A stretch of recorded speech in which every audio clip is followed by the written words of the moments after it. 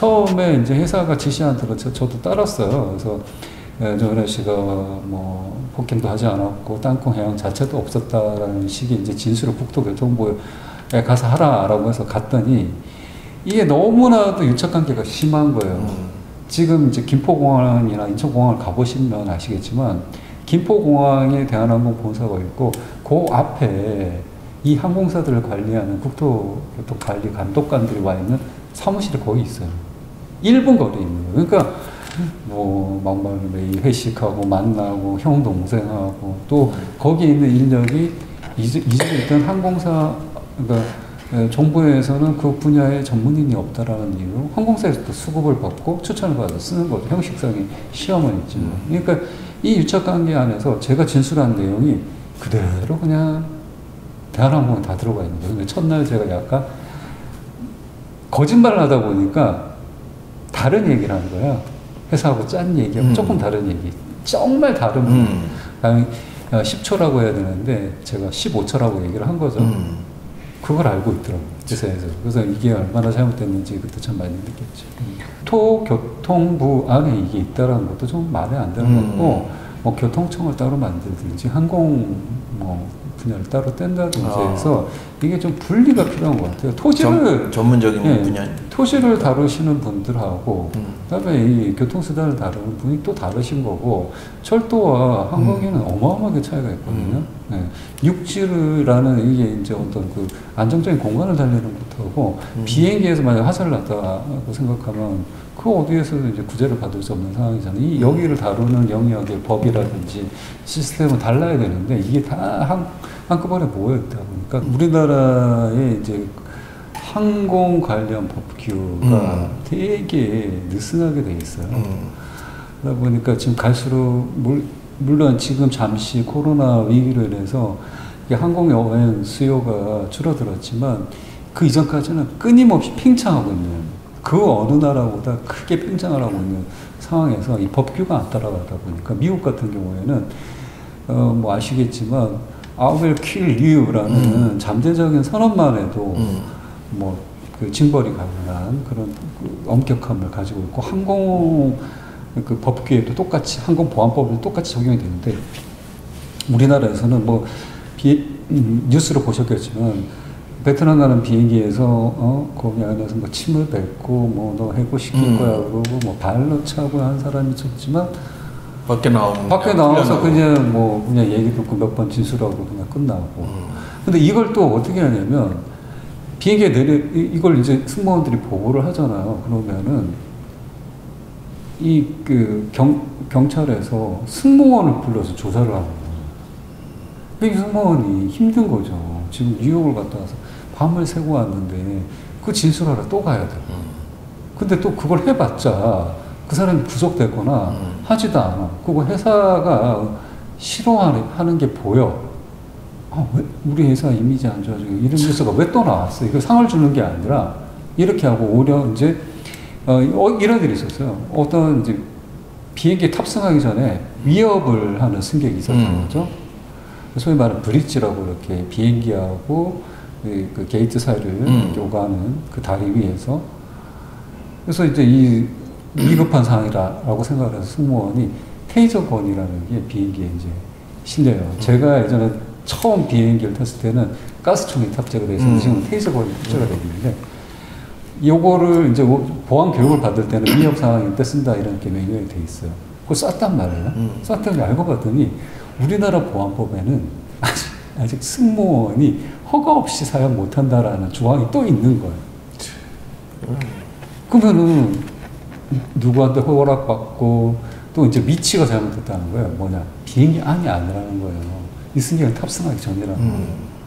그러니까 이런 식의 이제 제약 또 현실과 다른 얘기 왜 이런 일이 생기냐라고 보면 제가 땅콩 해양이 나고 나서 국회 교통위원회에 와서 뭔가를 이제 얘기할 기회가 있어서 얘기를 하는데 이분들이 비행기를 그냥 공항 가면 VIP 운전만 받을 것 같지 내가 티켓 안 끊어본 거예요. 그러니까 비행기 어떻게 출발하는지를 몰라. 그래서 제가 이제 비행기가 이렇게 해서 이제 소개되고 비행기는 되돌릴 수가 없는데 왜 비행기를 못 못 돌리냐는 정말 넌센스 같은 상식 이하의 얘기를 하는 분들이 법을 만들고 있는 상황이기 때문에 그럴 수도 있다. 또 우리가 생각하고 있는 항공업의 규모에 비해서 저는 우리가 이 사안을 대하는 태도가 되게 낮다라고 생각해서 정말 제가 국회로 가서 항공 전문적인 좀 일을 했으면 좋을 것 같고. 자, 그런 엄청난 그 충격과 고통을 받았음에도 불구하고 일정한 그 휴가가 끝난 다음에 복직을 했어요. 근데 그 부분이 저는 사실은 바깥에서 볼 때 의아했거든요. 예, 그때는 어떠한 사명감으로 또 복직을 좀 하셨나요? 하셨고 그렇게 또 어려운 길을 다시 또 가셨는지. 정말 복직하기 싫었어요. 그렇죠. 이제 대한항공에서 알려지지 않았지만 저와 유사한 사례로 회사 내에 아마 다른 대기업들도 밝혀지지 않아서 그렇지 많은 사례도 있을 것 같은데 내부 노동자들이 극단적인 선택을 하는 업무 중에 일들이 참 많았거든요. 근데 그 유가족 분들이나 그 피해자분들이 이제 그런 스스로 얘기를 하지 않았기 때문에 제가 추정하는 거지만 제가 입사하고 나서 4년 정도 지나고 나서 2000년도에 대한항공에서 이제 민주노조를 만들어야 된다. 승무원들이 이런 이제 너무나도 보수적인 회사, 그 당시도 심했던 경영진들의 갑질, 이런 거는 노동자가 노동자의 권리를 얘기 못하기 때문이다라고 해서 기존 노조가 있었지만 기존 노조는 회사 측과 가깝다라고 생각하고 새로운 노조를 만들려고 하는 움직임이 있었는데 거기에 참여했던 분 중에 세 분이 아주 안타까운 선택을 하시는 일이 있었고 그게 이제 신문에도 나와 있고 그 과정을 옆에서 봤던 분이 이제 노동 운동에 대해 조금 아시는 우리 청자분들은 아시겠지만 하종강 선생님이라고 계세요. 그분이 이제 신문에 기고한 그런 어떤 이제 칼럼에도 그 얘기가 쭉 기술되어 있는데 제가 이제 그런 과정을 입사해서 이제 목도를 너무나도 가까이서 했기 때문에 그분들이 노조를 만들려고 했다라는 이유만으로 나머지 동료들에게 버림받는 모습, 외면당하는 모습, 또 회사가 찍어내기를 하는 행태들. 그러니까 가령 이제 어떤 선배님은 비행을 가서 머무는 호텔 옥상에 올라가서 이제 이렇게 극단적인 선택을 하신 분이 계셨는데 그 이전에 그분이 비행기를 타기 전에 이미 팀장이었던 직급을 한순간에 이제 그 일반 승무원지로 낮추고 브리핑이라는 걸 하는데 나보다 더 이제 그 입사 경력이 낮은 분이 브리핑을 하면서 이 부분을 좀 하대하는 일을 한다든지. 그래서 이런 것들을 간접적으로 보고 봤기 때문에 제가 똑같이 당할 거라는 걸 너무나 잘 알고 있었고, 그 이전에도 이 회사가 사무 담당제 수준에 이제 아까 제가 1년 동안 팀을 묶어 놓는다 그랬잖아요. 그럼 어떻게 되겠어요? 감시가 일어날 수밖에 없는 거죠. 그래서 그 대한항공에서는 어떤 이제 인사평가 제도가 있었냐면, 엑스맨 제도라는 게 있었어요. 아세요? 엑스맨 제도 뭔지? 글쎄 잘 모르겠어요. 암행어사를 지정하는. 근데 그게 2명인지 3명인지를 몰라요. 매 비행에 이제 비행 가기 전에 내 회사 사이트에 딱 들어가면 당신은 오늘 이 비행의 엑스맨입니다. 라고 얘기를 해주는 거예요. 근데 이게 참, 이게 이제 어쩌면 이제 이 대중의 심리를 이용하는 건데. 동료들을 감시하라는 얘기잖아요. 처음에는, 그쵸. 처음에는 그걸 두려워해요. 근데 이게 어느 순간 되고 나면 나의 불만이나 혹은 나의 나쁜 의도를 여기 투입시킬 수 있네? 나는 나쁜 또 감정이 생기기도 하거든요. 나쁜 완장을 채워주는 거잖아, 네. 그게. 거기서 또 암행이잖아. 몰라, 그 사람은. 그래서 이제 어떤 경우도 있었냐면, 사소한 말 실수, 혹은 비행을 가다가 잠깐 눈을 감았다는 이유, 코를 이런 거 이제 보고를 해서 그 타격을 입히는 걸 보고 작은 북한이네, 작은 북한. 소항구. 그 정도로 이제 대한항공의 이제 회사라는 문화가 경직되어 있는 걸 알고 있었기 때문에 제가 당할 고통을 미루어 짐작을 하고 있었죠. 그래서 너무 힘들 것 같아서 이제 제가 복귀를 안 하려고 했는데 한 달을 앞두고 저희 형님이 나이 차가 좀 많이 나요, 저랑. 10살 이상 나이가 이제 차이가 나는 형님이 계신데, 형님이. 막내잖아, 막내. 경상도 말로 행님이 계세요, 행님이. 저희 행님이, 이제 형이, 진짜 얘기를 하더라고요. 이게 네가 이 상황을 피하는 게 능사가 아닐 것 같다. 마주하지 않고 그냥 너가 피해버리면 영원히 그 자리가 남아있었거든, 네 마음속에. 한 달도 좋고 더 뭐 일주일도 좋고 우리 일단 가서 마주해라. 마주하고 부딪혀라. 그러고 이제 정말 이거는 나의 한계치가 넘기 때문에 내가 포기하는 거다라고 스스로 진단하는 것과 그 상황에 의해서 포기가 되는 것은 참 다르다. 내가 살아보니 그렇다. 그런 얘기를 하시더라고요. 그래서 거기 그 말에 울림이 좀 컸었고 그 다음에 이제 저도 이제 종교 생활을 하고 있었는데 신부님을 우연찮게 이제 뵙게 됐는데 신부님께서 같은 결의 말씀을 하시더라고요. 박창진 씨가 겪는 지금의 일은 그 누군가가 또 겪게 될 일인데 창진 씨가 이제 먼저 포기하는 이 모습 이전에 막 수많은 일들이 해왔던 행동의 반복일 뿐이다. 근데 이번에 용기를 좀 내셔서 부딪혀 주시면 좋을 것 같다. 그러면 그 다음 사람에게는 조금 더 세상이 좀 나아지지 않겠는가. 이렇게 말씀을 하시더라고요. 그래서 그때 이제 제가 또 약간 기가 얇다.